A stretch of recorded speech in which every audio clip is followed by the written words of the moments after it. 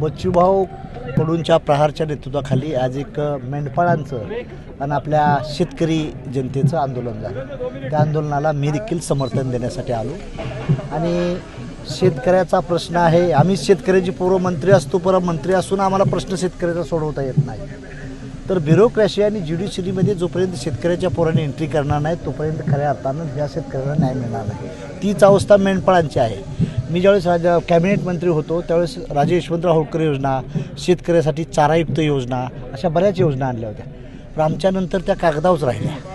तो मंत्री आणि तो प्रशासकीय अधिकाऱ्याची जर नियत चांगली असेल तर शेतकऱ्याबरोबर आपल्या कामगाराबरोबर त्या योजना जातात, पण त्या योजना जात नाही। आता आम्ही कलेक्टर साहेबांशी बोलताना ते सांगितलं की राज्याचा प्रश्न आहे ते आम्ही करून घेऊ, पण तुम्ही कमिशनरी लेवलचा, जिल्हा लेवलचा प्रश्नाचा माध्यमातून सोडवलं पाहिजे।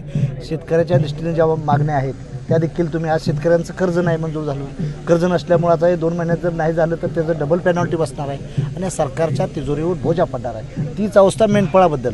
त्या मेंढपाळांना काय माहीत नसतं, जी मोठी झाडं झाली ती वन विभागाची त्यात त्यांनी सोडायला परमिशन द्यायला पाहिजे होती, ते देतच नाहीत, उलट त्याच्यावर केसेस करतात। आता जे झाड जर खात असेल शेरडीव मेंढरू तर तिथं योग्य आहे, पण जे मोठी झाडं झाले ती चारा काय होतो वाळून जातो, पण तिथं देत नाही। आणि हे अधिकारी काय करतात, पण केसेस करतात। मग 1 मेंढी मेली तर 150 मेंढरं मेली तर त्यांना पैसा मोबदला मिळत नाही।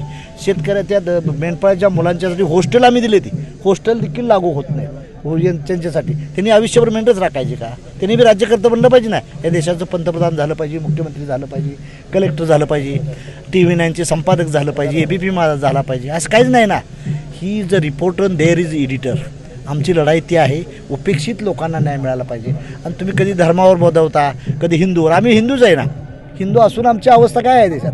हां, शेतकरी असू द्या, मेंढपाळ असू द्या, ह्या साऱ्या गोष्टीचा प्रश्न सोडवण्यासाठी आजचं आंदोलन झालं। आणि ही सुरुवात आहे महाराष्ट्रात। राष्ट्रीय समाज पक्ष आणि प्रहार सुरुवात आहे। माझ्या पक्षाचा एक आमदार आला, बच्चूभाऊचं गेलं। आम्ही ह्या हेतूनं महाराष्ट्रभर, आज आम्हाला काय लोकसभेत विधानसभेत काम नाही तर आम्हाला ही जिल्ह्यातलीच कामं येते, त्यामुळे आम्ही रोडवरची लढाई लढू आणि रोडवरच्या लढाईनं राज्य सरकारला आणि केंद्र सरकारला आमची काय अवकात आणि चौकात ताकद आहे ती दाखवण्याचा प्रयत्न करू। मग प्रशासनानं आमचं म्हणणं आहे, प्रशासनानं आमचं बी ऐकलं पाहिजे।